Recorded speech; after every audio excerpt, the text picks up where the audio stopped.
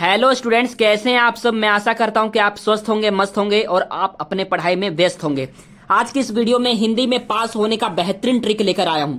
2026 में board exam देने जा रहे हैं, तो आज इस वीडियो में हिंदी में पास होने का बेहतरीन ट्रिक है, जहरीली ट्रिक है। अगर आपने अभी तक कुछ नहीं पढ़े हैं तो फिर हो जाएंगे पास। 101% गारंटी के साथ लेकर आया हूं और यूट्यूब पर कहीं नहीं मिलेगा इस तरह का वीडियो। हाँ दोस्तों, यूट्यूब पर इस तरह का वीडियो कहीं नहीं मिलने वाला है, तो इस वीडियो को पूरा देखिए। क्लास 10th, यदि आप क्लास 10th में हैं, तो आपको इस वीडियो में आपका पेपर 70 नंबर का है हिंदी का पेपर, तो आपको 55 नंबर पक्का आ जाएगा। 55 नंबर पक्का आ जाएगा। यदि आप क्लास 12th में पढ़ रहे हैं, तो इस वीडियो को देख लेने के बाद आपके 100 में से, आपका पेपर 100 नंबर का होता है, तो आपके 100 में से 85 नंबर, 85 नंबर पक्का आ जाएगा। 100% कह रहा हूं, 100% कह रहा हूं दोस्तों, पक्का आ जाएगा। पूरा पेपर मैं आपको सोल्व करके दिखाऊंगा कैसे करना है, बिना पढ़े या बिना याद किए, ट्रिक से। देखते रहिए। ये हमारे पास 2025 का क्वेश्चन पेपर है, ठीक है दोस्तों। ये 2025 का क्वेश्चन पेपर है, ओरिजिनल क्वेश्चन पेपर है। यहां पर आपके 2026 का क्वेश्चन पेपर आएगा, सामान्य हिंदी का, ठीक है। 3 घंटा 15 मिनट समय मिलता है। पूर्णांक 100 नंबर का पेपर होता है क्लास 12th के लिए, ठीक है। खंड क है। खंड क में क्या होता है? खंड क में 5 बहुविकल्पीय प्रश्न आते हैं। खंड क में क्या आता है? इसमें 5 बहुविकल्पीय प्रश्न आते हैं गद्यांश से, या 5 आते हैं पद्यांश से। तो यदि आप क्लास 10th में हैं, हिंदी के एग्जाम दे रहे हैं, यदि आप क्लास 10th में हैं या 12th में हैं, ऑब्जेक्टिव क्वेश्चन आता है जिसे हम MCQ क्वेश्चन कहते हैं। यदि आप में बहुविकल्पीय प्रश्न में, जैसे कि पहला बहुविकल्पीय प्रश्न है, पानी निकालेन भारत नामक कृति के लेखक हैं। फर्स्ट ऑप्शन है बालकृष्ण भट्ट, अब बी है राधा चरण गोस्वामी, और सी है डॉक्टर वासुदेव शरण अग्रवाल, और डी है राजा लक्ष्मण सिंह। इसी तरह आपके बहुविकल्पीय प्रश्न आते हैं। यदि आप उसमें से, चारों ऑप्शन में से एक ऑप्शन में लिखा रहता है इनमें से सभी, तो तब आपको इनमें से सभी वाला ऑप्शन में टिक करना है। इनमें से सभी ऑप्शन वाले में टिक कर देना है। यदि लिखा रहे इस चारों ऑप्शन में से एक ऑप्शन में लिखा रहे इनमें से कोई नहीं, तब आपको उस वाले ऑप्शन को टिक करना है जिसमें लिखा है इनमें से कोई नहीं, ठीक है। आप समझ रहे हैं ना मेरी बात को। लिखा थर्ड नंबर पे ए और बी दोनों सही है। इस तरह से आपके चारों ऑप्शन में से एक ऑप्शन में लिखा रहेगा, तब आपको ए और बी दोनों सही वाले आंसर में टिक करना है, ठीक है। यदि अलग टाइप का क्वेश्चन है, अलग टाइप कैसे, जैसे कि ये इस तरह आप देख रहे हैं, तो अलग टाइप का क्वेश्चन है, यानी चारों अलग अलग हैं, तो चारों अलग अलग है ना, तो तब आपको क्या करना है, इसमें से आपको ए या सी, ए बी सी या डी ऑप्शन होता है, ठीक है। ए बी सी डी होता है, तब आपको ए लगाना है या डी लगाना है, यानी कि इसमें आपको राम बाण लगाना है, आपको तुक्का लगाना है कि कौन सा ठीक होगा, ठीक है ना। ज्यादातर क्वेश्चन जो होता है, बहुविकल्पीय जो प्रश्न होते हैं, उसमें ए सही होता है या डी सही होता है, ठीक है। इसको करके देख लेते हैं। खंड के है आपका, और मैं आपके आंसर सहित मैं आपको बताने वाला हूं, आंसर सहित आपको उत्तर के साथ बताने वाला हूं। देखते रहिए। खंड के में फर्स्ट आता है क्वेश्चन, तो के है पानी निकालेन भारत वर्ष नामक कृति के लेखक हैं। 1 नंबर का क्वेश्चन है। ए है बालकृष्ण भट्ट, बी है राधा चरण गोस्वामी, सी है डॉक्टर वासुदेव शरण अग्रवाल, और डी है राजा लक्ष्मण सिंह। तो इसका जो करेक्ट आंसर है डॉक्टर वासुदेव शरण अग्रवाल। है देखते हैं। द्विवेदी युगल लेखक हैं राय कृष्णदास, बी है अध्यापक पूर्ण सिंह, सी है चतुर्सेन शास्त्री, और डी है उदय शंकर भट्ट। तो इसका जो करेक्ट आंसर है ए राय कृष्णदास, ठीक है दोस्तों, राय कृष्णदास करेक्ट आंसर है। अब नेक्स्ट पेज पर आ जाते हैं, नेक्स्ट पृष्ठ पर। नेक्स्ट पृष्ठ है हमारा, यहां पर देखिए, ऊपर देखिएगा, लिखा है गे में रामचंद्र शुक्ल लिखित कहानी है। तो ए है राजा भोज का सपना, बी है इंदुमती, सी है एक टोकरी भर मिट्टी, और डी है 11 वर्ष का समय। तो इसका जो करेक्ट आंसर है 11 वर्ष का समय है, डी करेक्ट आंसर है, 11 वर्ष का समय। अब नेक्स्ट आइए। लिखा है जहाज का पंछी रचना की विधा है। उपन्यास है, ए बी नाटक, और सी है कहानी, और डी है आत्मकथा। तो इसका जो करेक्ट आंसर है उपन्यास। इसका करेक्ट आंसर क्या है? उपन्यास। जैसे मैंने बताया वैसे आप करेंगे तो मैं पक्का कह रहा हूं कि आपके पक्का 100 में से 80 से 85 नंबर 12th में आ जाएंगे। यदि आप 10th में तो आपके 50 से 55 नंबर 100% आ जाएंगे भाई। इस वीडियो को देख लेने के बाद, पूरा वीडियो को देखना, ठीक है। फिर आता है अंग।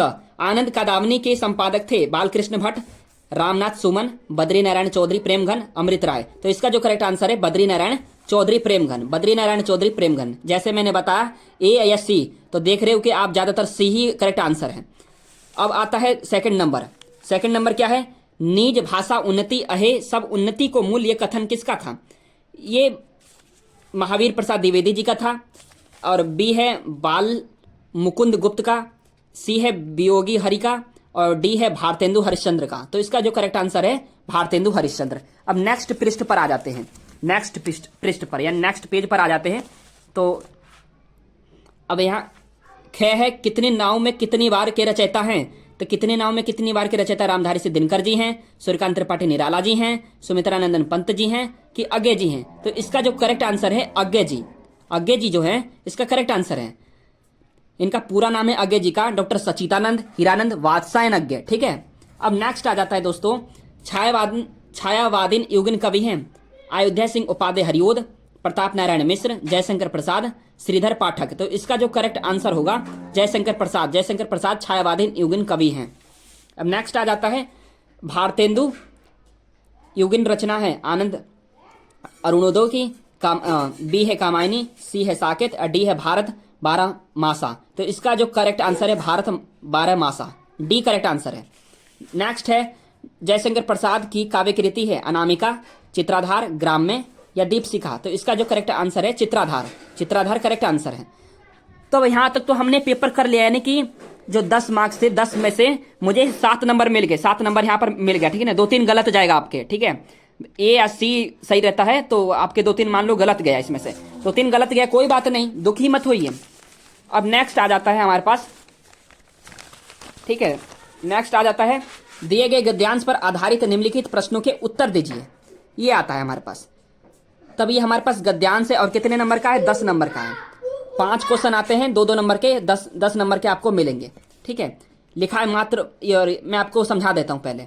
ये हमारे पास गद्यांश है, ठीक है। इसमें कितने क्वेश्चन आते हैं? 5 क्वेश्चन आते हैं, 2-2 नंबर के आते हैं, ठीक। 2 होते हैं इसमें, अथवा में लिखा है इसमें, अथवा में यानी कि आपको ये अच्छा लग रहा है, आपको ऊपर वाला आता है तो ये करिए, अब नीचे वाला आ रहा है तो ये करिए। तो आपको याद तो करना नहीं है इसमें, बहुत ही इजी तरीके से मैं बताऊंगा कि आपको याद भी नहीं करना पड़ेगा और आप बहुत ही इजी तरीके से आप इसे सोल्व कर पाएंगे। दोस्तों वीडियो पर बने रहेगा, ठीक है ना। वीडियो को इन्फॉर्मेटिव लगी तो वीडियो को लाइक जरूर कर देना। ये हमारे पास क्वेश्चन पेपर है, ठीक है। आप भी इसी तरह के आपके क्वेश्चन पेपर मिलेंगे बोर्ड पेपर में। तो आपको क्या करना है, आपको इस स्केल से आपको इसके खींच लेना है, ठीक है। आपको इसको स्केल से खींच लेना है और ऊपर में क्या लिखना है? ये वर्णात्मक प्रश्न है। ऊपर ये रेखांकित अंश की जो व्याख्या है इसमें अथवा में दे रखा है 2 होते हैं, दोनों में से आपको 1 करना होता है, 10 नंबर मिलते हैं। ये वर्णात्मक प्रश्न होता है। तो ये खंड के है। खंड क्या है आपको यहाँ पे लिखना है, आपको खंड के, खंड के, ठीक ना। आपने खंड के लिख दिया, आपको इस तरह से अंडरलाइन कर देना है। अंडरलाइन अपने नोटबुक पे कर लेना, ठीक है। और फिर यहाँ पे आपको क्या करना है, फिर यहाँ पे ये वर्णात्मक प्रश्न है तो आपको यहाँ पे लिखना है वर्णात्मक प्रश्न, वर्णात्मक प्रश्न, वर्णात्मक प्रश्न। फिर इसको अंडरलाइन कर देना है। वर्णात्मक प्रश्न कहां से कहां तक है? पूरा वर्णात्मक प्रश्न है, ठीक है, 3rd वाला। तो यहां पर लिखेंगे प्रश्नोत्तर संख्या, यहां पर लिख देना है। फिर आपको प्रश्नोत्तर संख्या, तो प्रश्नोत्तर संख्या कितना है? 3 है, तो 3 लिख लेना है। फिर इसे अंडरलाइन कर देना। अंडरलाइन करने के बाद आप क्या करेंगे, आपको क्या लिखना है, पहले गद्यांश लिखना है, गद्यांश के संदर्भ लिखने हैं। देखिए फर्स्ट पे लिखा है उपयुक्त गद्यांश पर संदर्भ लिखिए। पहले इसे पढ़ लेते हैं। पहले आपको इसे क्या करना है, रीड करना है। आपको पहले इसे रीड करना है। लिखा है मातृभूमि पर निवास करने वाले मनुष्य राष्ट्र का दूसरा अंग है। राष्ट्र का दूसरा अंग है, तो यहाँ पे राष्ट्र का दूसरा अंग है लिखा है। फिर लिखना, फिर पढ़ना, पृथ्वी हो और मनुष्य न हो तो राष्ट्र की कल्पना असंभव है। पृथ्वी और जन दोनों की सम्मिलन से ही राष्ट्र का स्वरूप संपादित होता है। जन के कारण ही पृथ्वी मातृभूमि की संज्ञा प्राप्त होती है। पृथ्वी माता है और जन सच्चे अर्थों में पृथ्वी का पुत्र है। तो आप देख रहे हैं इस क्वेश्चन में क्या पूछा है, गद्यांश का संदर्भ लिखिए। तो संदर्भ में क्या क्या मांगता है, एक लेखक का नाम होना चाहिए और पाठ का नाम होना चाहिए। तो आपको इसमें आपको क्या करना है, पाठ का नाम आप ध्यान से देखना कि बार बार जो राष्ट्र की बात हो रही है, यहाँ भी राष्ट्र का बात हुआ है और यहाँ भी देख रहे हैं आप राष्ट्र का बात हुआ है। फिर यहाँ देखेंगे इस लाइन में भी राष्ट्र का स्वरूप लिखा है। फिर यहाँ पे देखेंगे कई जगह राष्ट्र राष्ट्र लिखा है। तब यहाँ भी आप देखेंगे यहाँ पे राष्ट्रीयता लिखा है, ठीक है ना। फिर यहाँ राष्ट्र निर्माण लिखा है। तो बार बार राष्ट्र का बात हो रहा है, तो आप इस बात को समझ जाना कि राष्ट्र के स्वरूप के पाठ से लिया गया है। किससे लिया गया है, राष्ट्र के स्वरूप पाठ से लिया गया है। बार बार वो रिपीटेड क्वेश्चन होगा, बार बार लिखा होगा, तो आप समझ जाना कि राष्ट्र के स्वरूप पाठ से लिया गया है। संदर्भ में क्या करेंगे, संदर्भ ऐसे लिखते हैं दोस्तों, देखो संदर्भ कैसे लिखते हैं। फिर यहाँ पे आपको पहले संकेत लिखना है, संकेत लिखकर आपको फिर लिखना है संदर्भ, ठीक है। संदर्भ लिखेंगे, संदर्भ में क्या लिखते हैं, लेखक का नाम और पाठ का नाम। क्या लिखते हैं, लेखक का नाम और पाठ का नाम। लेखक का नाम और पाठ का नाम ये लिखा जाता है, यही दो लिखा जाता है, लेखक का नाम और पाठ का नाम। तो लेखक का क्या नाम है आपको पता नहीं है, पाठ का क्या नाम है अभी मैंने बताया आपको, राष्ट्र का स्वरूप लिखा है इस पर, इसमें क्वेश्चन में लिखा हुआ है ना राष्ट्र का स्वरूप, तो ये आप लिख देना यहाँ पर अपने आंसर शीट में, पाठ का नाम राष्ट्र का स्वरूप, राष्ट्र का स्वरूप, ठीक। आपने इतना लिख दिया। फिर लेखक का नाम आप कैसे लिखेंगे, तो लेखक का नाम इस पाठ में क्या है, इस पाठ में लेखक का क्या नाम है, इस वासुदेव शरण अग्रवाल, डॉक्टर वासुदेव शरण अग्रवाल। आपको एक याद करना पड़ेगा, ठीक ना, इसमें आपको याद करना पड़ेगा डॉक्टर वासुदेव शरण अग्रवाल, आपने इसे याद रखना है, डॉक्टर वासुदेव शरण अग्रवाल। इंपोर्टेंट चैप्टर है और इंपोर्टेंट लेखक भी है, ठीक है। आपने इतना लिख लिया, लेखक का नाम अब पाठ का नाम। एग्जामिनर इसे ही देखकर पाठ का नाम और लेखक का नाम से ही आपको क्या कर देता है, यहाँ पर इसे चेक कर देता है, आपके पूरे 2 मार्क्स यहाँ पर क्लियर हो जाते हैं, ठीक है। इसे चेक कर देता है और आपके 2 मार्क्स क्लियर हो जाते हैं। लेकिन इसे लिखना बेहतर तरीके से संदर्भ लिखना है ना, आप इतना भी लिखेंगे ना तो 2 मार्क्स एग्जामिनर पक्का दे देगा, मैं गारंटी के साथ कह रहा हूँ, 1 नंबर भी नहीं काटेगा, 2 नंबर दे देगा। 2 ही चीज मेंशन करना होता है एग्जाम में। फिर आगे नेक्स्ट पेज पर देखते हैं, नेक्स्ट पेज पर क्या करना है हमें, आपको संदर्भ में क्या लिखना है, आपने पाठ का नाम और लेखक का नाम लिख लिया, तो लेखक का नाम और पाठ का नाम लिखने के बाद आप लिखेंगे, आप गद्यांश कर रहे हैं ना, तो आपको लिखना है यहाँ पर प्रस्तुत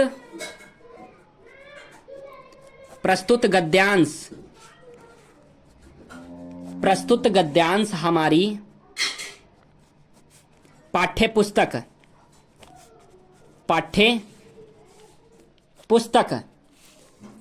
के फिर लिखना जिस पाठ से लिया गया है, पाठ्य पुस्तक का मतलब जिस पाठ से लिया गया है, तो यहां से क्या करना, लिख लेना राष्ट्र का स्वरूप, ब्लैक पेन से लिखना, हाईलाइट कर देना राष्ट्र का स्वरूप। फिर लिखना नामक, फिर ब्लू पेन से लिखना नामक पाठ से लिया गया है, नामक पाठ से लिया गया है। फिर यहां पे कोमा लगा के लिखना इसके लेखक क्या लिखेंगे, इसके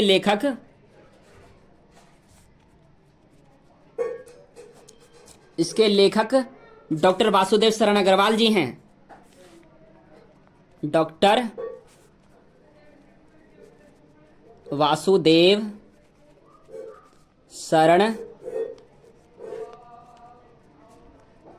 अग्रवाल जी हैं। फिर यहाँ पे फुल स्टॉप लगा देना। इतना आप करेंगे दोस्तों तो आपको एग्जामिनर बहुत ही अच्छा मार्क्स दे देगा, बेहतरीन मार्क्स देगा। कोई टॉपर कहीं बन के नहीं आता है, इसी ट्रिक को जानता है तो अब अच्छा मार्क्स उसके आते हैं, अच्छे ठीक मार्क्स आते हैं। ठीक है, आप इतना लिखेंगे, इतना मेंशन कर देंगे, आप अपने एग्जाम में, तो बहुत ही इजी तरीके से आपके मार्क्स आ जाएंगे। अब आपने थर्ड का ए आई तो फर्स्ट कर लिया, लेकिन थर्ड का सेकंड करेंगे आप, थर्ड का सेकंड करेंगे तो सेकंड यहाँ पे लिख लेना है। सेकंड में क्या है, सेकंड में आपको क्या करना है दिखा देता हूं। सेकंड में क्या करना है, सेकंड में आपको करने हैं रेखांकित अंश की व्याख्या करनी है। क्या करना है, रेखांकित अंश की व्याख्या करना है। रेखांकित अंश किसे कहते हैं, आपने जानते होंगे कि रेखांकित अंश जो रेखा खींचा होता है, जिसे अंडरलाइन कहते हैं, उसके हम रेखांकित अंश कहा जाता है। तो आपको इसे व्याख्या करनी है, तो आप इसे व्याख्या कर लेते हैं। ठीक है, या इसे व्याख्या कर लेते हैं, लिखेंगे व्याख्या में क्या है। आप इसे ब्लैक पेन से करेंगे, रेखांकित अंश की व्याख्या को क्वेश्चन नहीं उतारेंगे। जो रेखांकित अंश है उसे यहां से माता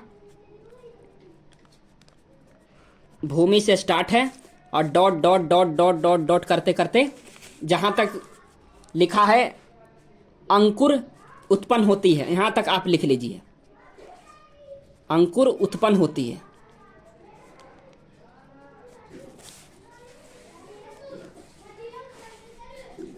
ठीक है, यहां फुल स्टॉप लगा दिया आपने। अब मैं दिखा देता हूं कहां से मैंने ले लिया। ये हमारे पास क्वेश्चन पेपर है और मैंने यहां से ले लिया, माता भूमि से ले लिया, उत्पन्न होते हैं, यहां से ले लिया है माता भूमि। पुत्रो हम पृथ्विया, भूमि माता है और मैं उसका पुत्र हूं, जन के हृदय से मैं इस सूत्र का अनुभव ही राष्ट्रीयता की कुंजी है, इसी भावना से राष्ट्र का निर्माण के अंकुर उत्पन्न होते हैं। मैंने यहां से लिया है और यहां तक ले लिया है। रेखांकित अंश की व्याख्या, इसका आंसर लिखेंगे, कैसे लिखेंगे आंसर लिखेंगे आप, यहां इसे ब्लैक पेन से लिख लेना व्याख्या। ठीक है, व्याख्या लिख लेना, फिर ब्लू पेन से लिखेंगे, ये जरूर लिखना, आप किसी की व्याख्या करो तो ये जरूर लिखना रेखांकित अंश, इतना आप जरूर मेंशन करना, फिर तब आंसर नोट करना। इसमें लिखेंगे, देखो कैसे निकालते हैं रेखांकित अंश। क्या लिखा है, माता भूमि है, तो आप लिखेंगे माता भूमि पुत्रोहम पृथ्व्या, पुत्रोहम पृथ्व्या, यहां तक आपने इसमें लिख लिया। यहां से यहां तक आप कॉपी में पहले लिख लीजिए, पहले मैं लिख के दिखा देता हूं। माता भूमि पुत्रोहम,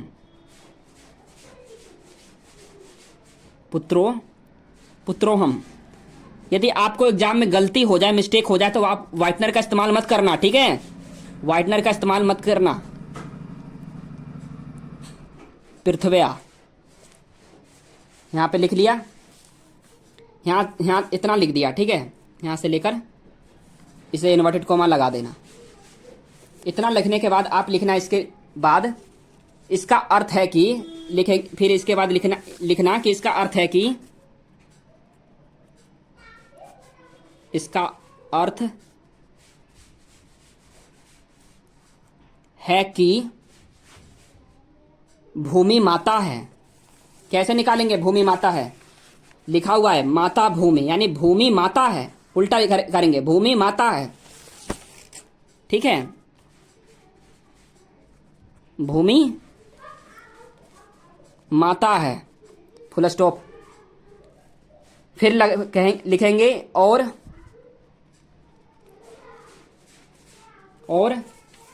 फिर लिखा है पुत्रोहम पृथ्व्या, पुत्रोहम पृथ्व्या, तो इसका मतलब है मैं उसका पुत्र हूं, मैं उसका पुत्र हूं, उसका पुत्र हूं। ठीक है, आपने इतना लिख दिया। फिर लिखना, ये जरूर लिखना, मेंशन जरूर करना, लेखक का अर्थ है कि,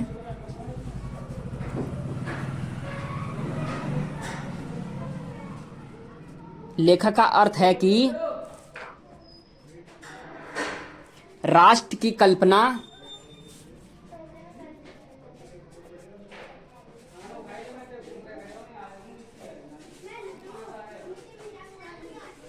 तभी राष्ट्र की कल्पना तभी संभव है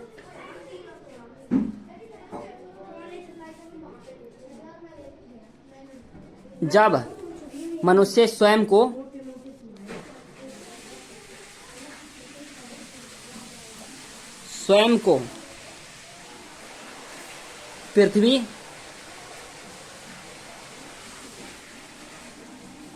पृथ्वी का पुत्र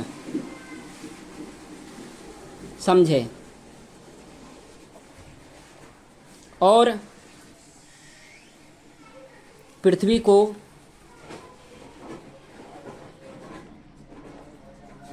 अपनी माता, इतना आपने लिख दिया, ठीक है ना, पृथ्वी को अपनी माता। तो मैंने कहीं से नहीं लिया है, मैंने यहीं से ले लिया है।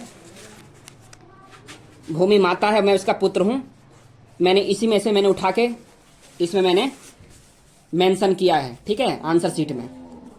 तो आपको यहां पर एग्जामिनर क्या करेगा, इसे चेक कर देगा, पूरे 2 मार्क्स दे देंगे। आपको फिर नेक्स्ट पेज पे आना है, नेक्स्ट पेज पे, इस वाले पे नेक्स्ट पेज पे आना है। फिर आपको लिखना क्या है, लिखा है राष्ट्र की कल्पना कब तक असंभव है। क्या लिखा है, राष्ट्र की कल्पना कब तक असंभव है। यहां पर देखो दोस्तों, यहां पर देखो, लिखा है राष्ट्र की कल्पना कब तक असंभव है। क्या लिखा है, राष्ट्र की कल्पना कब तक असंभव है। और ऊपर देखिए, ऊपर क्या लिखा है, पृथ्वी हो, लिखा है पृथ्वी हो और मनुष्य न हो तो राष्ट्र, देखिए राष्ट्र की कल्पना असंभव है। पृथ्वी हो और मनुष्य ना हो, राष्ट्र की कल्पना असंभव है। यही आपको इसमें मेंशन कर देना, थर्ड वाले आंसर में। समझ में आ गया आपको। फिर फोर्थ में क्या लिखना है, पृथ्वी किसके कारण मातृभूमि की संज्ञा प्राप्त होती है। तो जन, यहां पे लिखो, यहां पे देखिए, इसमें आंसर दिया हुआ है, इसी में गद्यांश में लिखा है जन के कारण ही पृथ्वी मातृभूमि की संज्ञा प्राप्त होती है। यहाँ पे फुल स्टॉप लगे लिखा है। तो आपको 2 मार्क्स एकदम एग्जामिनर ऐसी हंसते खेलते दे देगा। इसमें पूरा आंसर दिया हुआ है, आपको बस इसमें आंसर निकालना, इसमें से छांटना है। फिर लिखा है पृथ्वी और जन दोनों मिलकर क्या क्या करते हैं। तो कुछ नहीं करते, तो पृथ्वी लिखना, इसमें से ही आंसर लिखना, पृथ्वी और जन दोनों मिलकर राष्ट्र का स्वरूप, इसमें लिखा है ना राष्ट्र का स्वरूप, राष्ट्र का स्वरूप, तो राष्ट्र का स्वरूप बनाते हैं। हो गया, आपके पूरे 10 मार्क्स क्लियर हो गए दोस्तों। यानी कि मैंने 10 उधर नंबर बताया था बहुविकल्पी में, एमसीक्यू में, और 10 इधर, तो 20 नंबर हो गए आपके। आप इसे छोड़ सकते हैं, अथवा में रहता है, दोनों में से आपको एक करना है, सच आप छोड़ दीजिए। फिर आते हैं नेक्स्ट पेज पे, वो थर्ड था, ये फोर्थ है, ठीक है, ये फोर्थ है। तो ये दिए गए पद्यांश है, पद्यांश है, वो गद्यांश था, ये पद्यांश है। पद्यांश पर आधारित निम्नलिखित प्रश्नों के उत्तर दीजिए। 5 दूनी 10, यानी 5 क्वेश्चन है, 2-2 नंबर के 10 नंबर मिलेंगे, ठीक है। पहले इसे पढ़ लेते हैं, आपको पहले पढ़ना है इसे, ठीक है ना। लिखा है नील परिधान बीच सुकुमार खुल रहा मृदुल अधखुला अंग खिला हो ज्यो बिजली का फूल मेघ बन बीज गुलाबी रंग। तो आपको इसमें समझना है कि लेखक का क्या नाम है और पाठ का क्या नाम है। इसमें से आप कैसे निकालेंगे, तो इसमें से बहुत ही इजी तरीके से आप निकाल पाएंगे। पहले आपको संदर्भ लिखना पड़ेगा, पहले आपको पद्यांश का संदर्भ लिखना है, ठीक है। पद्यांश का आप संदर्भ लिखिए। तो मैंने अभी आपको बताया था संदर्भ कैसे लिखते हैं। पहले लेखक का नाम और पाठ का नाम इसमें मेंशन कर देते हैं, ठीक है। लेखक का नाम और पाठ का नाम,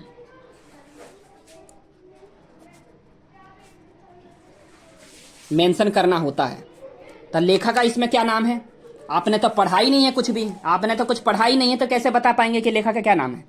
तो इसमें इस तरह की बात हो ना, नील परिधान बीच सुकुमार खुल रहा मृदुल अधखुला, तो इसमें जो लेखक हैं जयशंकर प्रसाद जी हैं, और ये कामायनी से लिया गया है।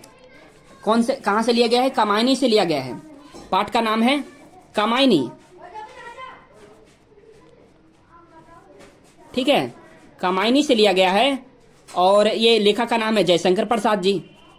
आप इसे जरूर इन्हें याद कर लेना, जयशंकर प्रसाद, जयशंकर प्रसाद, ठीक है। आप फिर संदर्भ लिखना बड़े में, ये तो मैंने इस तरह भी आप लिखेंगे तो आपको एग्जामिनर 2 नंबर दे देगा, ठीक है। लेकिन आपको ठीक से लिखना है, एग्जामिनर को और अच्छा लगे। फिर यहाँ पे लिखना संदर्भ में प्रस्तुत पद्यांश, ये पद्यांश है तो प्रस्तुत पद्यांश, प्रस्तुत पद्यांश हमारी पाठ्यपुस्तक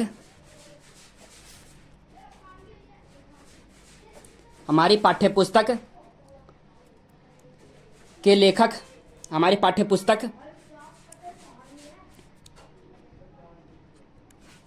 ठीक है ना, कामायनी से हमारे पाठ्यपुस्तक क्या है, कामायनी। पाठ का क्या नाम है, कामायनी। तो आप ब्लैक पेन से कामायनी लिख देना।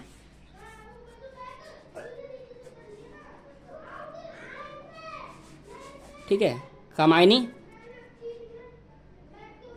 कामायनी है, फिर लिखना कामायनी है। इसके लेखक, इसे ब्लू पेन से लिखना। ठीक है, मैंने गलती कर दी यहाँ पे, ब्लू पेन से इसे लिखना है। इसके लेखक जयशंकर प्रसाद जी हैं। जयशंकर प्रसाद जी हैं, जी हैं। ठीक है, आपने इतना लिख लिया तो आपको क्या करेगा एग्जामिनर, यहाँ पर 2 मार्क्स दे देगा। ठीक है, 2 मार्क्स यहाँ पर क्लियर है दोस्तों, आपको कहीं घबराने की जरूरत नहीं, पक्का एग्जामिनर 2 मार्क्स यहाँ पर क्लियर कर देगा। अब नेक्स्ट आता है व्याख्या। देखिए, व्याख्या नहीं है, लिखा हुआ है उपयुक्त पद्यांश में किसके सौंदर्य का वर्णन किया गया है। तो आपने इसमें नील परिधान का क्या मतलब है, मैं यहाँ पे समझा दूं। यहाँ पर लिखा हुआ है नील परिधान, परिधान का मतलब होता है वस्त्र, जिसे हम कपड़ा कहते हैं, कपड़ा। परिधान का मतलब होता है कपड़ा। ठीक है, तो इसमें पद्यांश में श्रद्धा के अनुपम सौंदर्य का वर्णन किया गया है। इस क्वेश्चन में लिखा है उपयुक्त पद्यांश के किसके सौंदर्य का वर्णन किया गया है। तो श्रद्धा मनु वाला आपने चैप्टर पढ़ा होगा, तो इस पद्यांश में लिखना है यहाँ से, इस पद्यांश में श्रद्धा के अनुपम सौंदर्य का वर्णन किया गया है। यहाँ पर लिखेंगे, मेंशन करेंगे, ये थर्ड का, ये फोर्थ का फर्स्ट था, ये फोर्थ का फर्स्ट था ये, और ये फोर्थ का सेकंड है। तब आप लिखेंगे इसका आंसर सेकंड का, कि इस पद्यांश में, इस पद्यांश में श्रद्धा के अनुपम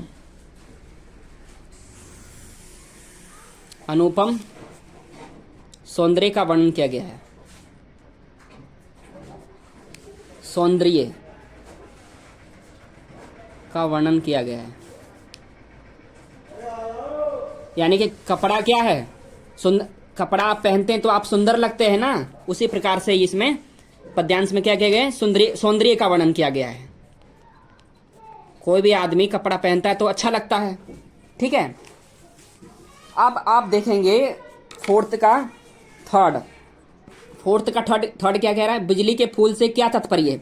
जो बिजली का फूल है, कहाँ पर लिखा है, बिजली का फूल यहाँ पर लिखा है, तो बिजली के फूल से क्या मतलब है, तात्पर्य का मतलब क्या मतलब है, क्या अर्थ है। तो बिजली के फूल से तात्पर्य है, लिखना, बिजली के फूल से तात्पर्य श्रद्धा के गोरे रंग, श्रद्धा के गोरे रंग।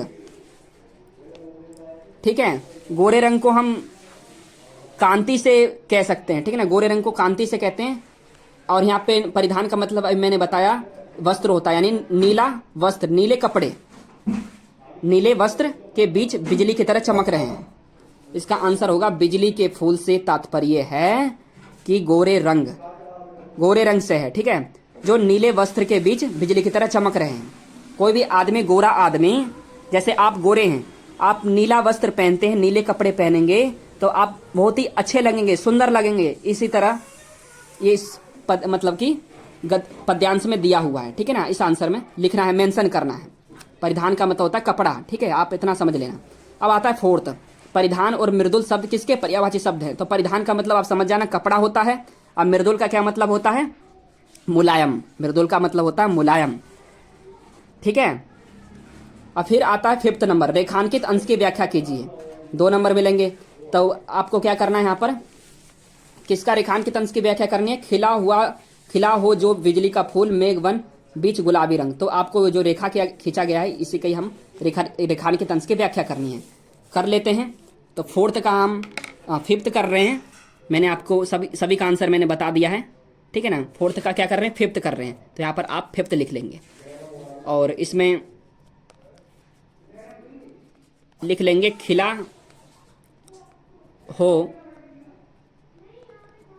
ज्यो, फिर यहाँ पर डॉट डॉट डॉट करके और यहाँ पे गुलाबी रंग,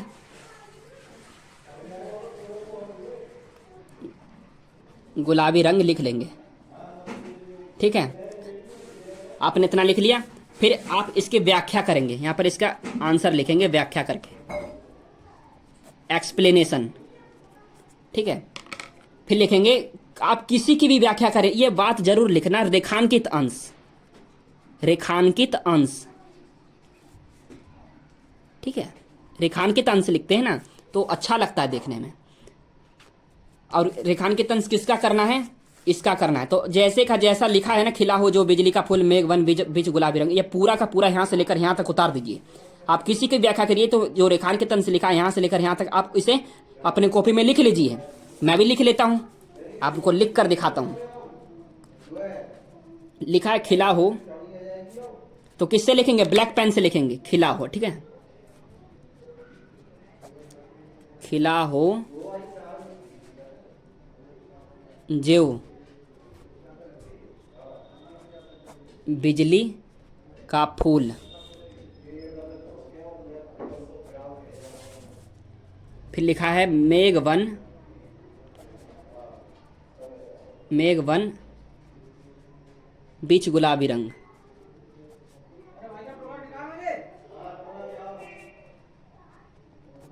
ठीक है। यहाँ पे लिखा है, फिर लिखना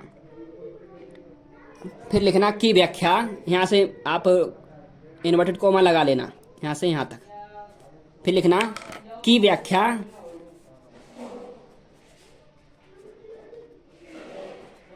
ठीक है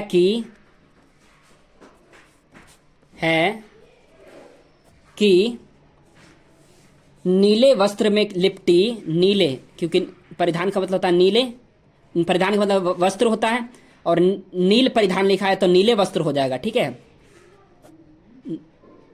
नीले वस्त्र में लिपटी श्रद्धा का गुलाबी शरीर,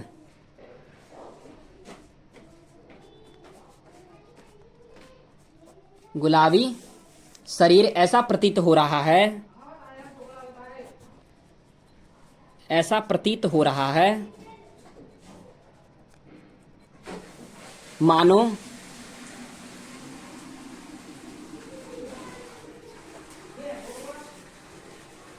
बादलों के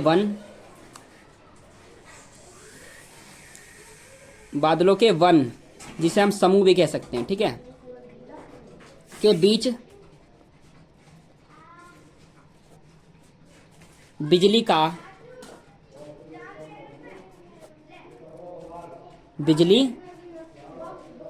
कोई फूल खिल गया है।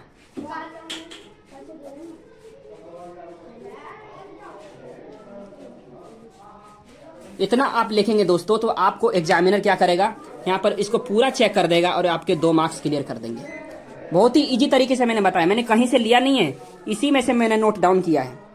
नील मतलब नीला, परिधान मतलब वस्त्र, बीच सुकुमार, फिर लिखा है खुल रहा है मृदुल, मृदुल मतलब मुलायम, अध खुला अंग, अंग मतलब शरीर, ठीक है। बिजली खिला हो जो बिजली का फूल, मेघ मतलब बादल, वन बीच गुलाबी रंग, यानी उसका शरीर इस तरह लग रहा है कि जो गुलाबी रंग के आकार का गुलाबी शरीर ऐसा प्रतीत हो रहा है मानो बादलों के वन में के बीच बिजली का कोई फूल खिल गया है। मैंने कहीं से लिया नहीं है, मैंने इसी में से लिया है, ठीक है। आपको भी ऐसे ही एग्जाम में कर देना, तो आपको एग्जामिनर यहाँ पर पूरे अच्छे मार्क्स दे देगा, ठीक है, पूरे नंबर मिल गए। तो मैंने पूरा बता दिया है, आपके गद्यांश और पद्यांश यहाँ पर समाप्त हो जाते हैं, ठीक है। आपको दोनों में से आपको कोई एक करना होता है, अथवा लिखा है ना, तो अथवा में दोनों में से आपको एक करना होता है। अब नेक्स्ट चलते हैं, नेक्स्ट वाले पेज पे, पृष्ठ पर। तो नेक्स्ट वाले पृष्ठ पर क्या लिखा है, नेक्स्ट वाले पृष्ठ पर क्या लिखा है, यहाँ पर देखिए आप, लिखा है निम्नलिखित में से किसी एक लेखक का साहित्यिक परिचय देते हुए उनकी प्रमुख रचनाओं का उल्लेख कीजिए। अधिकतम शब्द सीमा 80 वर्ड, 80 शब्द। कितने नंबर का है यहाँ पर दिखा देता हूँ। 5 नंबर का है, 3 नंबर और 2 नंबर, 5 नंबर हो जाते हैं। यहाँ पर लिखा है 5 नंबर, ठीक है, 5 नंबर लिखा है। तो 3 नंबर आपको साहित्यिक परिचय पर लिखने पर मिलेगा और 2 नंबर रचना पर मिलता है, तभी 5 नंबर होते हैं, ठीक है। तो आपको मान लो कि हजारी प्रसाद द्विवेदी जी हैं, कन्हैयालाल मिश्र प्रभाकर जी हैं, हरिशंकर प्रसाद जी हैं, डॉक्टर APJ अब्दुल कलाम जी हैं। ये 4 आए हैं 2025 में। आपके पेपर में मान लो यहाँ पर वासुदेव शरण अग्रवाल जी का आ जाए, तो मान लो 4 हैं, तो आपको हजारी प्रसाद द्विवेदी जी मान लो आ रहा है। बहुत से बच्चे हजारी प्रसाद द्विवेदी जी करके आए हैं एग्जाम में, 2025 वाले एग्जाम में, ठीक है। लेकिन आपके एग्जाम 2026 वाले में यहाँ पर क्या लिखा रहेगा, वासुदेव शरण अग्रवाल जी का जीवन परिचय लिखिए, या हजारी प्रसाद द्विवेदी जी का, और 2-3 और लिखे रहेंगे, ठीक है। तो अब आपको क्या करना है, आपको जो ठीक से आता है वही करेंगे। तो मैं आपको बहुत ही ईजी तरीके से साहित्यिक परिचय यानी कि जीवन परिचय और साहित्यिक परिचय दोनों लिख कर दिखा देता हूँ। या हमारे पास है कॉपी, और मैं आपको इसी पेज पर कैसे लिखना है आपको मेंशन कराते हैं, ठीक है। आपको क्या करना है, पहले आप किसी का भी जीवन परिचय करिए तो आपको क्या करना पड़ेगा, पहले उसका नाम लिखना पड़ेगा। मान लो मैं हजारी प्रसाद द्विवेदी जी का करना चाहता हूँ, हजारी प्रसाद द्विवेदी जी का जीवन परिचय करना चाहता हूँ, तो आपको पहले यहाँ पर ये है ना, ये 5वें का आप कै लिख लीजिए, 5वें का कै, इस तरह जरूर लिख लेना, ठीक है ना। 5वें का कै कर रहा हूँ, तो 5वें का कै में क्या करेंगे, फर्स्ट है हजारी प्रसाद द्विवेदी जी, तो आप हजारी प्रसाद द्विवेदी जी का लिख लीजिए, हजारी प्रसाद द्विवेदी,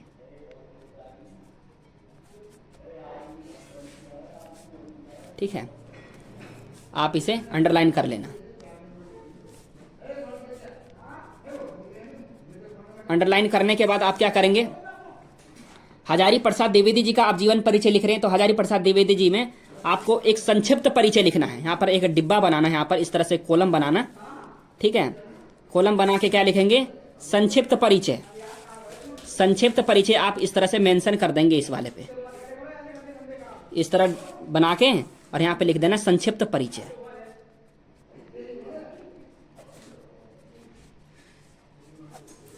संक्षिप्त परिचय में इस तरह से लिख के फिर पहले लिखना नाम, फिर लिखना जन्म, फिर लिखना पिता का नाम,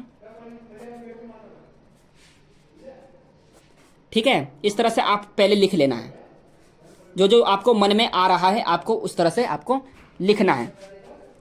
तो देख लेते हैं आपको क्या क्या आ रहा है। नाम लिखना पहले हजारी प्रसाद द्विवेदी लिखा है ना इसमें नाम, तो यही यहाँ पर आप इसे उतार लीजिए, हजारी प्रसाद द्विवेदी। आप इसे जो है ना डिब्बा, ये इसे बड़ा बनाना, ठीक है ना।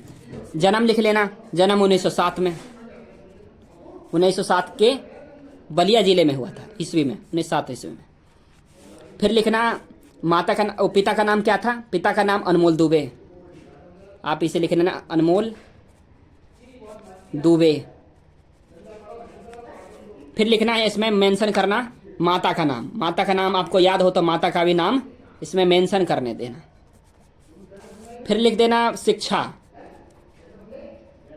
शिक्षा भी आपको पता हो तो आप लिख देना। फिर मृत्यु लिख देना, मृत्यु और जन्म जरूर लिख देना। फिर लिखेंगे माता का नाम, क्या नाम था, ज्योति कली देवी, ज्योति कली देवी। फिर शिक्षा कहाँ हुआ था, शिक्षा हिंदी एवं संस्कृत भाषाओं का अध्ययन इन्होंने किया है, ठीक है ना।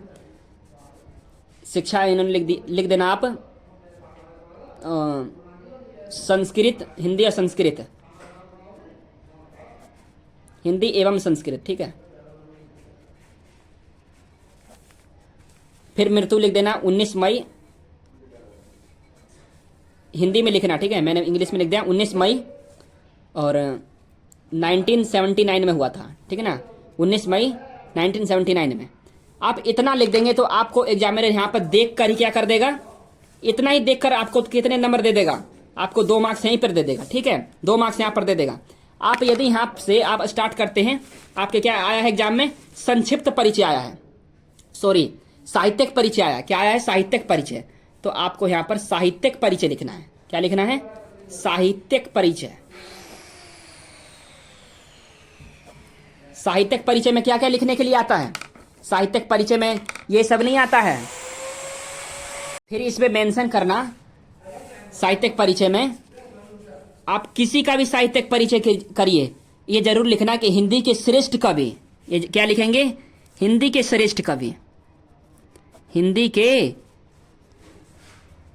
श्रेष्ठ कवि, ठीक है, श्रेष्ठ कवि जरूर लिखना, ठीक है। आप किसी का भी जीवन परिचय या साहित्यिक परिचय करिए, हिंदी के श्रेष्ठ कवि जरूर लिखिए। यदि आपके पेपर में, आप यदि क्लास 10th में हैं तो आपके पेपर में जीवन परिचय आता है, 3 नंबर का आता है, ठीक है। तो आप जीवन परिचय यहां पर लिखेंगे। जीवन परिचय में ये सब माता का नाम, जन्म, जन्म स्थान, पिता का नाम, माता का नाम, शिक्षा, मृत्यु, ये सब मेंशन इसमें जीवन परिचय में होता है। लेकिन साहित्यिक परिचय में क्या क्या होता है, मैं आपको अभी लिख कर दिखा रहा हूं। हिंदी के श्रेष्ठ कवि यहां पर आपने लिख दिया। लिखने के बाद लिखना, गद्यकारों में हजारी प्रसाद द्विवेदी का महत्वपूर्ण स्थान है। गद्यकारों में, क्योंकि गद्यकार थे ना, यहां पर लिखना गद्यकारों में हजारी प्रसाद द्विवेदी जी का,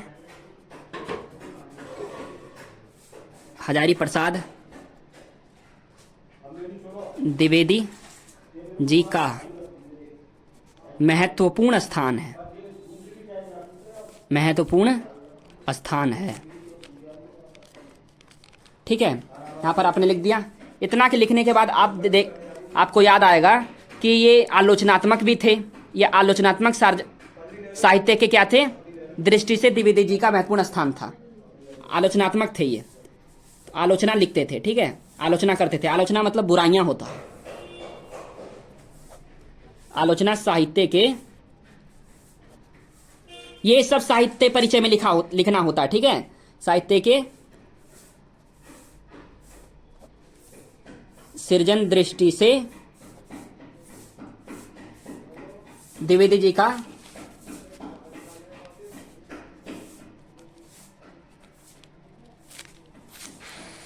महत्वपूर्ण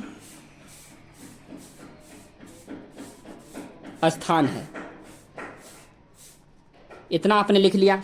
इतना लिखने के बाद आप लिखेंगे सूर साहित्य, उनके प्रारंभिक आलोचना कृति है। इनकी एक कृति थी सूर साहित्य। कौन सी थी, सूर साहित्य। तो आप लिखेंगे यहाँ पे सूर साहित्य। सूर साहित्य आपने लिख लिया, ठीक है। सूर साहित्य लिखने के बाद आप लिखेंगे उनके प्रारंभिक आलोचना थी। उनके प्रारंभिक कैसी थी, उनके प्रारंभिक आलोचना थी, उनकी प्रारंभिक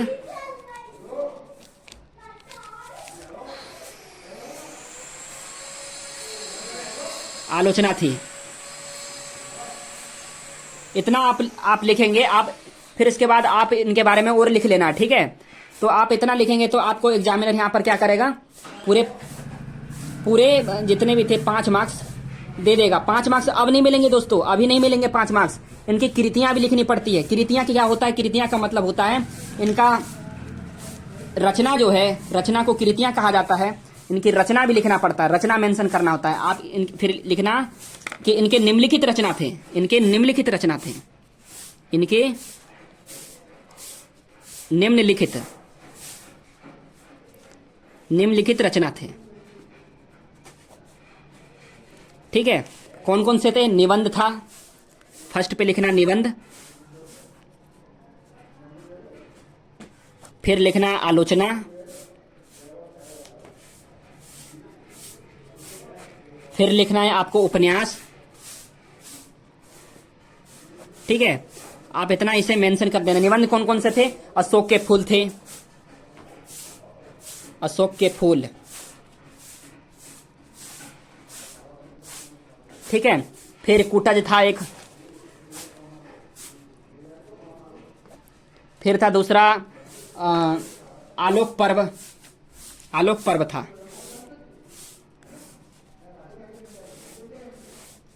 और एक और था कल्पलता। इतना लिख देंगे। फिर लास्ट में जरूर लिख देना आदि, इंग्लिश में लिखते हैं ना ETC, इंग्लिश में क्या लिखा जाता है? ETC लिखा जाता है, हिंदी में आदि लिख दिया जाता है। ठीक है, यह आदि जरूर लिख देना बाद में। फिर आलोचना क्या क्या थी? आलोचना सुर साहित्य था, सुर साहित्य लिखना, सुर साहित्य। फिर लिखना कालिदास का कालिदास की लालित्य, कालिदास की लालित्य।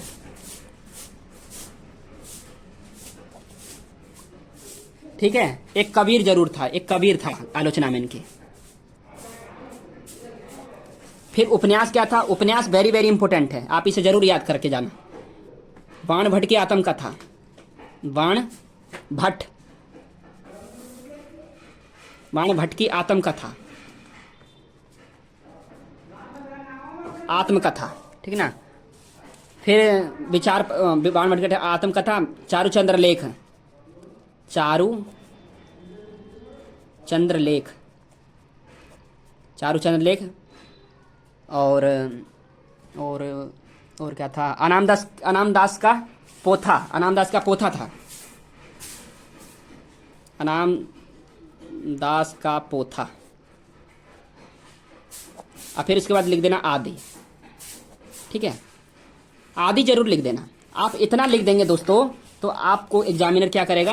पूरा यहाँ पर भी 2 मार्क्स दे देगा, यानी कि 5 number plus 2 sorry 3 number, 3 number और 2 नंबर, कितने हो गए? Total 5 number. इसी को तो कहते हैं 5 नंबर, 5 नंबर मिलेंगे यहाँ पर। ठीक है, आपने इतना ठीक से लिखा है। आपको सुंदर सुंदर राइटिंग में लिखना है, आपको कोई भी चीज खाली नहीं छोड़ना है, ब्लैंक कॉपी नहीं छोड़नी है। आपको क्या नहीं छोड़ना है?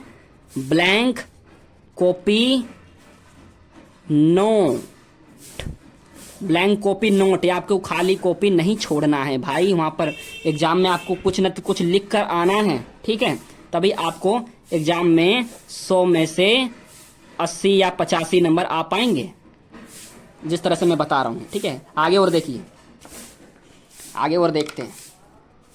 आपने इतना किया, आपको भी ख में भी आपको इसी तरह से करना है। निम्नलिखित में से किसी एक कवि का साहित्यिक परिचय देते हुए उनकी प्रमुख रचनाओं का उल्लेख कीजिए। 3 + 2 = 5। ठीक है, आपको जयशंकर प्रसाद का हर साल आता है, जयशंकर प्रसाद का याद करके जरूर जाना एग्जाम में। ठीक है, जयशंकर प्रसाद का याद करके जरूर जाना है, या महादेवी वर्मा का।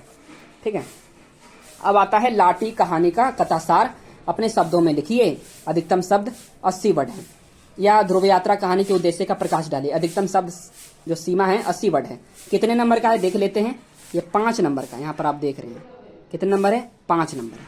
ये 5 नंबर का आता है पेपर में, या आपके पेपर में पंचलाइट आ जाता है। पंचलाइट की कहानी का कथासारी कहानी लिखी है। ठीक है ना, ये आया नहीं है 2025 में, आपके 2026 में पक्का 100% मैं कह रहा हूँ कि आपकी कॉपी में पंचलाइट लिखा रहेगा। पंचलाइट कहानी का उद्देश्य लिखिए, फर्स्ट चैप्टर है आपका, तो पंचलाइट वाला वो इंपॉर्टेंट है, हर साल आता रहता है, तो आप उसे जरूर याद करके जाना। याद नहीं करना है, आपको ऐसे पढ़ लेना है और आपको बना कर उसमें लिख देना है। ठीक है ना, मैंने यहाँ तक बता दिया है। बहुत ही ईजी तरीके से आप कहानी को लिख सकते हैं, कहानी में कोई ट्रिक नहीं है, बहुत ही आप आसान से उसमें लिख सकते हैं। ठीक है, अब नेक्स्ट आता है, नेक्स्ट क्या है? लिखा है 100 पठित खंड काव्य के आधार पर किसी एक खंड के प्रश्न का उत्तर दीजिए, 5 नंबर का। ठीक है, लिखा है अधिकतम शब्द सीमा 80 वर्ड है। लिखा है रसमृति खंड काव्य के आधार पर कर्ण का चरित्र चित्रण कीजिए। फिर लिखा है सेकंड नंबर पे रसमृति खंड काव्य की कथा वस्तु अपने शब्दों में लिखिए। दोनों में से एक करना रहता है। ठीक है, तो आपको जो ठीक से आता है उसे करना होता है। इस होता क्या है? आप कह रहे हो कि ये होता क्या है? 100 पठित खंड काव्य क्या होते हैं? 100 पठित खंड काव्य का मतलब है आपके जिले में जो क्या चलता है।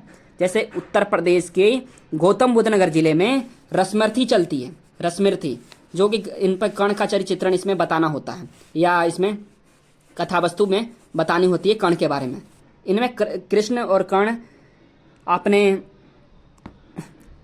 वो देखते होंगे मोबाइल पर, तब कर्ण के बारे में कृष्ण लीला देखते होंगे, तो कृष्ण लीला के बारे में इनमें बताना है। उत्तर प्रदेश के गौतम बुद्ध नगर जिला में और गाजियाबाद में और बुलंदशहर में ये रसमृति चलती है। ठीक है, आप और मोबाइल पर सर्च मार के और देख लेना है। ठीक है, और त्यागपत्र अलग अलग जिले में अलग अलग चलता है। त्यागपथी है और श्रवण कुमार है। श्रवण कुमार अलग अलग जिले में क्या क्या चलते हैं। सत्य के जीत है, और आपको एक ही करना है, इसमें सारा नहीं करना। ठीक है ना, आपको एक ही करना है। उत्तर प्रदेश के गौतम बुद्ध नगर जिला में रसमृति चलता है। ठीक है ना, उत्तर प्रदेश के गौतम बुद्ध नगर जिले में रसमिर्थी चलती है, तो आपको रसमिर्थी पढ़ना है और रसमिर्थी याद करके जाना है, रसमिर्थी एग्जाम में लिखना है, 5 नंबर मिलेंगे। अब बहुत ईजी तरीके से आप लिख सकते हैं, 5 नंबर मिलते हैं आपको, इसमें मुझे ट्रिक बताने की कोई ज़रूरत नहीं है। अब आता है नेक्स्ट है हमारे पास खंड ख। खंड ख, दिए गए संस्कृत गद्यांश का संदर्भ से संदर्भ हिंदी में अनुवाद कीजिए। कितने नंबर का है? 7 नंबर का। 2 + 5 = 7। ठीक है, पहले संदर्भ लिखना है, या फिर गद्यांश करना है, अनुवाद करना है इसको संस्कृत से। संस्कृत में लिखा है, हिंदी में अनुवाद करना है। तो यहाँ पर आप पढ़िए, पहले इसे पढ़ लेते हैं। धनोयम भारत देशः यत्र समुल्सति जनमानस पावनी भव्ये भावोद भावनी शब्द संदोह प्रस्विनी सुरभारती विद्यामानेषु निखिलेष्वपि वाङ्मयेषु अस्या वाङ्मयं सर्वश्रेष्ठं सुसम्पन्न च वर्तते। इमेव भाषा संस्कृत नाम्नापि लोके प्रथिता अस्ति। ये है हमारे पास। आपको मान लो कि कठिन लग रहा है, आपको समझ में नहीं आ रहा है, आप ये कठिन, ये आसान है थोड़ा सा हल्का, ये आपको आता है तो आप ये कर सकते हैं, या आता है ये कर सकते हैं। 7 नंबर मिलते हैं। ठीक है, पहले संदर्भ करते हैं। संदर्भ, तो संदर्भ को आप कैसे पहचानेंगे कि संदर्भ कैसे आप पहचानेंगे? तो आपको, आप देख रहे हैं इसमें भारत देश का बात हो रहा है, ऊपर वाले में क्या हो रहा है? भारत देश का बात हो रहा है आप, ठीक है ना, भारत देश जनमानस पावनी। तो इस चैप्टर के जो क्या, इस चैप्टर कहाँ से लिया गया है, इसके लेखक कौन है? इसमें लेखक मेंशन नहीं करना होता है, इसमें लेखक मेंशन नहीं करना होता है। संस्कृत ऐसा है जिसमें लेखक मेंशन नहीं करना होता है। संस्कृत में क्या होता है? संस्कृत में लेखक का नाम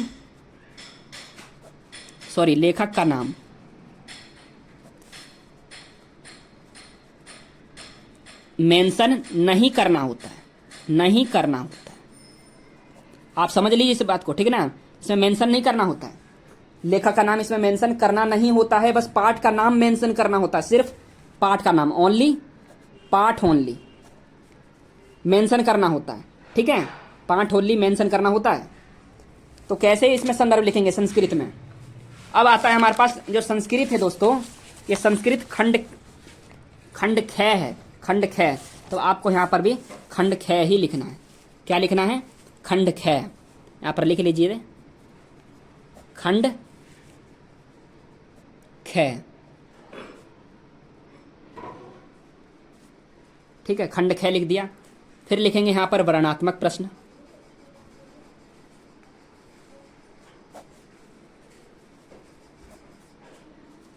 वर्णात्मक प्रश्न क्या है? 8वां है, 8वें का क। ठीक है, वर्णात्मक प्रश्न है। आपको क्या करना है? पहले संदर्भ करना है। इसमें क्या करना है? संदर्भ। ठीक है, संदर्भ में क्या करेंगे? बस कौन से पाठ से लिया गया है।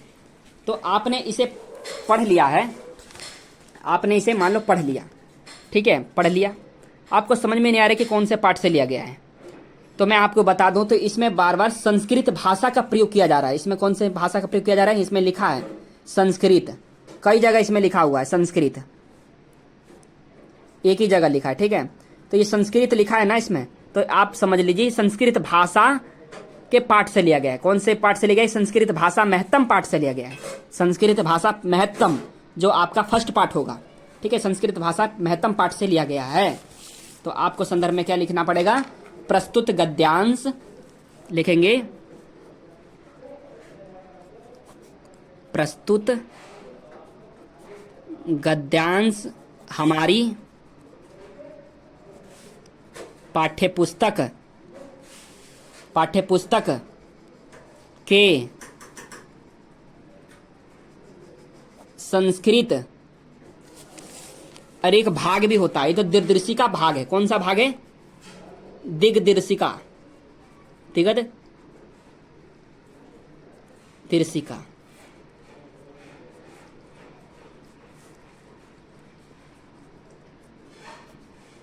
भाग में संकलित संस्कृत भाषाया। आपको ब्लैक पेन से लिखना है संस्कृत भाषाया।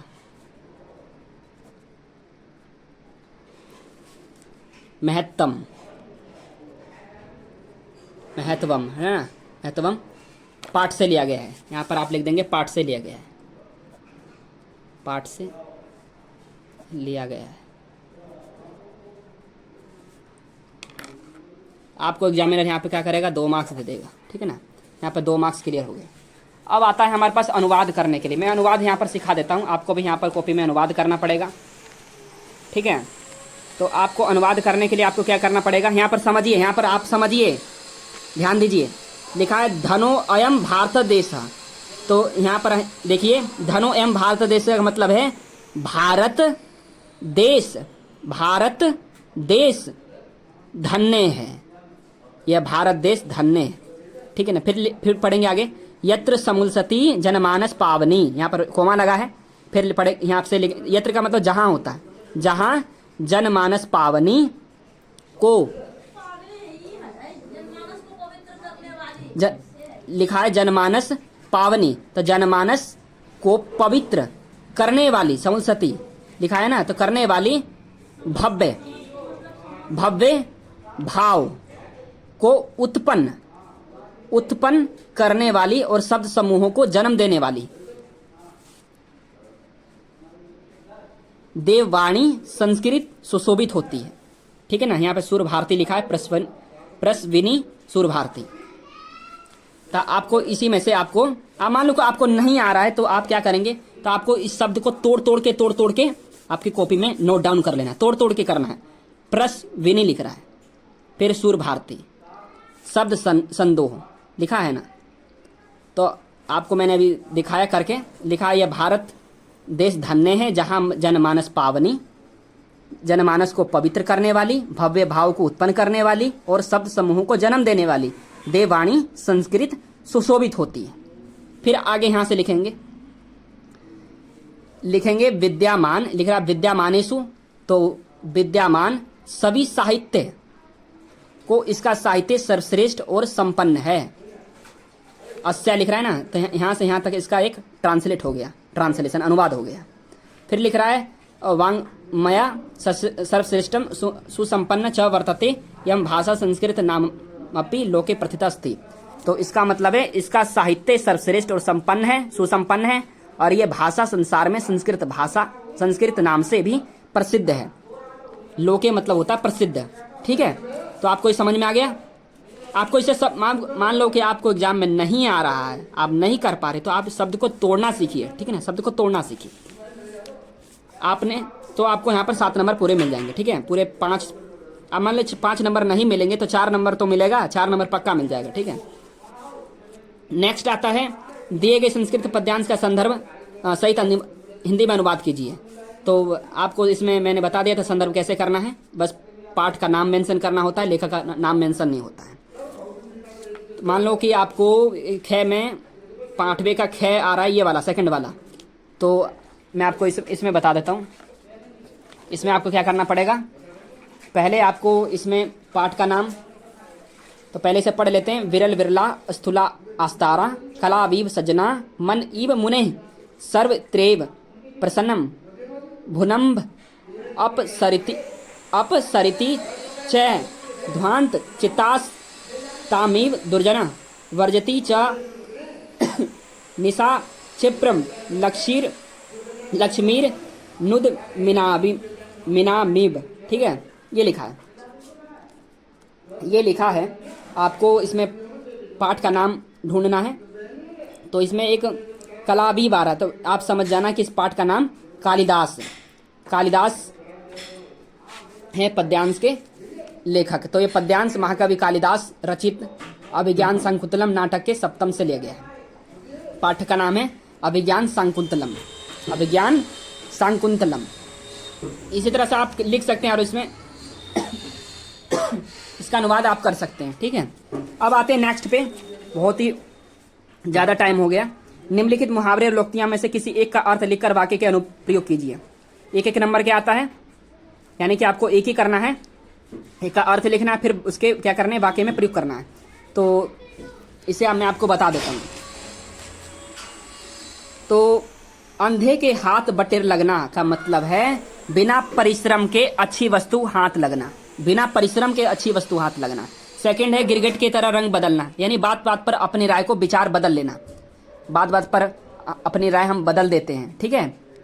फिर लिखना अंत भला तो सब भला, इसका क्या होगा, अंत भला तो सब भला, इसका मतलब है परिणाम अच्छा हो जाने पर सारी गलतियां क्षमा हो जाती हैं। परिणाम अच्छा है लेकिन जाने पर सभी गलतियां क्षमा हो जाती हैं, और इसके वाक्य प्रयोग भी करना, ठीक है। फिर लिखा है जंगल में मोर नाचा किसने देखा, तो इसका जो होगा इसका आंसर, तो जहां गुण की कद्र न हो वहां गुण प्रदर्शन व्यर्थ है, जहां गुण की कद्र न हो वहां गुण प्रदर्शन व्यर्थ है। अब नेक्स्ट यहाँ पर दोस्तों 9 नंबर पे आ गए। 9वें नंबर के बाद आता है हमारा 10वां नंबर, ठीक है। 10वां नंबर लिखा है अपठित पद्यांश पर आधारित निम्नलिखित प्रश्नों के उत्तर दीजिए। मुझे भ्रम होता है प्रत्येक पत्थर में चमकता हीरा है, हर एक छाती में आत्मा अधीरा है। ये 5 नंबर का आता है दोस्तों, ठीक है। 2-2 नंबर मिलते हैं, 2 2 4 1 5। तो ये पद्यांश पर कवि ने क्या संदेश दिया है, यानी कि आपको ये पद्यांश पढ़ना है और आपको इसमें से आंसर ढूंढना है। तो आप कैसे आंसर इसका निकाल पाएंगे, तो बहुत ही इजी है, आपको इसे पढ़ लेना है। तो यहाँ पर मैं बता देता हूँ, यहाँ से आपको स्टार्ट करना है आंसर अपना। कवि ने क्या संदेश दिया, तो लिखना कवि ने ये संदेश दिया, यहाँ पर लिखना ये संदेश दिया है कि हर वस्तु में एक अदृश्य मूल्य है और आत्मा होती है। आप किसी वस्तु को इसमें आप पढ़ लेते हैं, तो पढ़ लेंगे पहले। मुझे भ्रम होता है कि पत्थर में चमकता हीरा है, हर एक छाती में आत्मा अधीरा है, आत्मा देख रहे हैं, ठीक है। पॉइंट पॉइंट को पकड़ना है। प्रत्येक सुस्मित में विमल सदा नीरा है, मुझे भ्रम होता है कि प्रत्येक वाणी में महाकाव्य पीड़ा है। तो आपको इसे पकड़ के इसमें आपको लिख देना है, कवि ने यह संदेश दिया है कि वस्तु में एक अदृश्य मूल्य है और आत्मा होती है, और हमें बाहरी रूप से नहीं बल्कि आंतरिक गुणों से चीजों को देखना चाहिए। आपको 1 नंबर यहाँ पे मिल जाएगा, ठीक है। फिर लिखना सेकंड वाले पे, मुझे भ्रम होता है पत्थर में चमकता हीरा, इसका आज से क्या है, इसका क्या तात्पर्य है। तो इसका मतलब यही है दोस्तों, एक कवि को यह विश्वास है कि हर व्यक्ति या वस्तु में कुछ विशेषता होती है जो उसे मूल्यवान है। फिर लिखना रेखांकित अंश की व्याख्या, 2 नंबर मिलेंगे आपको। तो रेखांकित अंश की आप व्याख्या कैसे करेंगे, तो लिखे, आप किसी की व्याख्या करें तो आप जरूर लिखना रेखांकित अंश। रेखांकित अंश लिखने के बाद आप लिखेंगे उसमें का व्याख्या।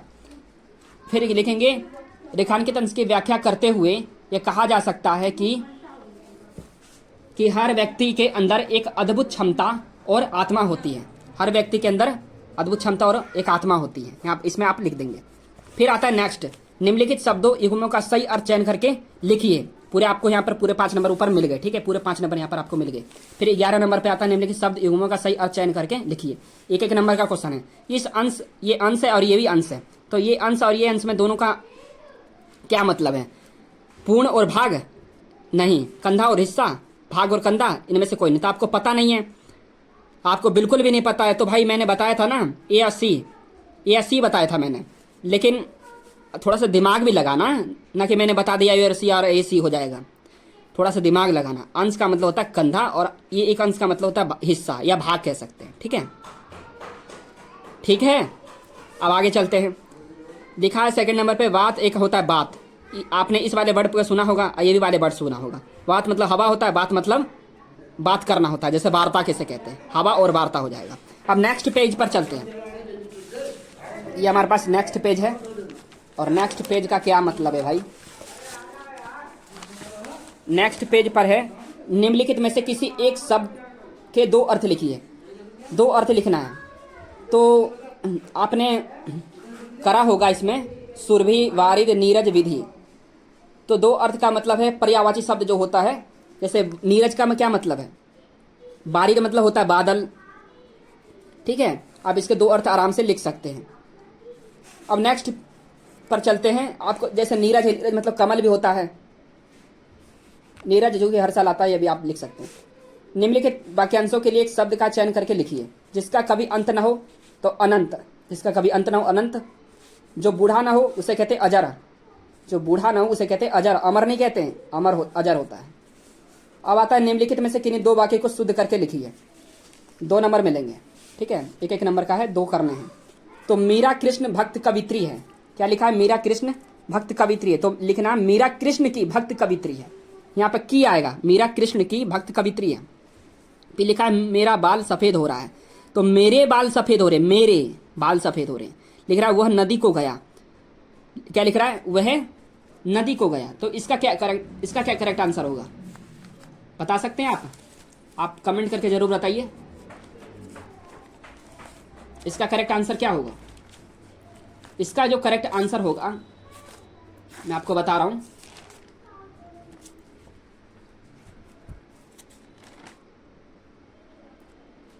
इसका करेक्ट आंसर होगा वह नदी के पास गया, वह नदी के पास गया, ठीक है। अब आया 4th नंबर पे, मोहन मेरा कनिष्ठ भ्राता है।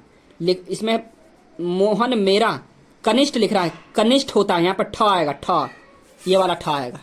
दिखा देता हूं आपको करके,